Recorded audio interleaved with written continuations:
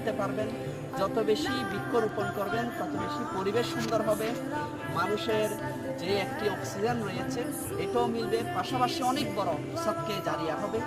আমি এখন ইনশাআল্লাহুল কারীম এই বৃক্ষগুলা রোপণ করবো, আপনাদেরকে দেখাবো। আপনারা চেষ্টা করবেন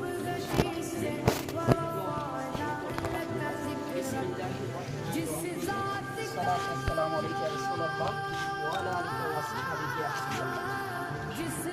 الصلاة والسلام عليك يا نبي الله وعلى آلك وصحبه نور الله صلى الله على محمد صلى الله عليه وسلم.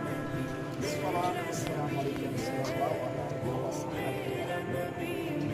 ইসলামী ভাইয়েরা, আমি আপনাদেরকে একটি মেসেজ দেব, সেটা হচ্ছে বৃক্ষ শুধু রোপণ করলে হবে না, আপনার চেষ্টা করতে হবে যে বৃক্ষ